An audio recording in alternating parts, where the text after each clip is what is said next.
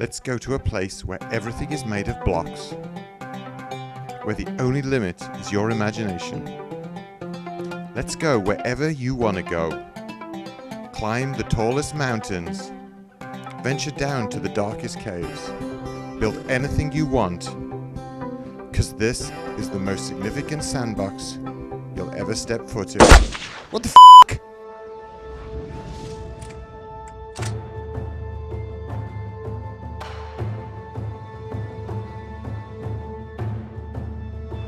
Alright, so when you call a game Guncraft, you're really not hiding your inspirations, are you? No, not at all. I mean, we want to keep it plain and simple. You know exactly the kind of game you're going to get when you have a name called Guncraft.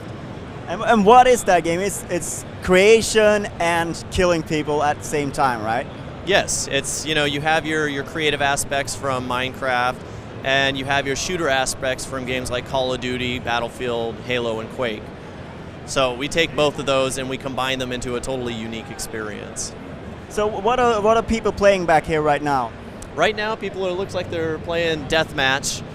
We also have modes like Lava Survival, which is one of our actual favorite modes in the office. The lava goes from the bottom to the top of the map over a course of time, and your goal is to be the last man standing. So you, instead of like killing people and them respawning, they get knocked back and they freeze for 10 seconds. During that 10 seconds, you dig out the ground underneath them so you can push them lower and lower towards the lava and eventually kill them that way. It's a very like griefer kind of mode, and it kind of goes with the whole troll aspect of the internet, if you will. So you want people to sort of grief each other. Exactly. There's that satisfying feeling about making somebody die, like permanently. And you get that with Lava Survival.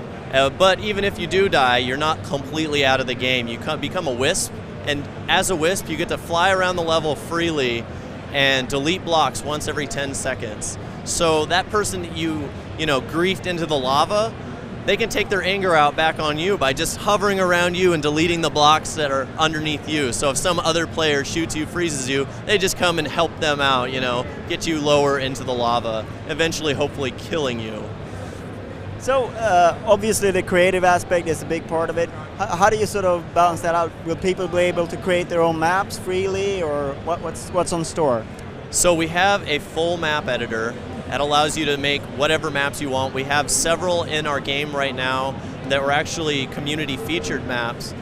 We look for really quality stuff that the community makes, and then we put a badge on it, we give them credit, and we put it in our official rotation. And that, people have come up with some amazing stuff. It's crazy. Like, we've got this cool, like, forest level with this, like, tree that's got, a happy face on one side and a sad or angry face on the other side. And it's just amazing to see what these guys can come up with. So will gamers also be able to come up with modes on their own and set rules and that sort of thing? Or are you sort of designing the modes? Right now we're deciding the modes. We're giving as much control as we can. We have a whole set of admin rules that we'll be giving to hosts in later builds, but right now we're focusing more on release. So we want to give as much control to the player as possible, but we can't let them unbalance the game, which is where that fine line comes with a shooter. You got to keep it fair. Because that's also a big part of it, right? To make sure that the shooter is a great shooter on its own, yes, regardless of any of the creation aspects. Exactly, especially since we're going to have ranked matches. We can't have people making a weird broken version of the game where they can just kind of stack their rank up as high as they can by finding some loophole. So we do have to have some control, but our mantra for the game is to give the player as much control as they possibly can without breaking it. So you mentioned you're in beta right now. You're letting people try it out. What's the roadmap ahead? Well, we're going to release in spring of 2013 for PC. We're really trying hard to get on Steam too. So go vote us up on Greenlight. We need your help. After that, we have a big DLC roadmap. Our first thing is the gun crafting tool and the skin editing tool. That will allow people to create their own fully unique aesthetics for a weapon, as well as entirely unique stats. So they can take 100 points, make a weapon specific to them, and then use that in rank matches. It's really going to like open up the possibilities and the variability in gameplay. You won't have to like learn the weapons. You'll have to adapt to the variability in near infinite amounts of weapons. Sounds very interesting and very sort of difficult to balance. But perhaps that's not the point of it.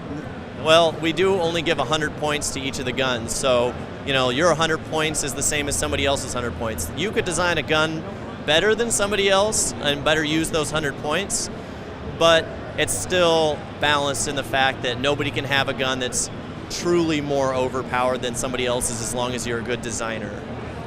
So that's pretty much it. Thank you very much for your time. Yeah, thank you for having me. This has been great.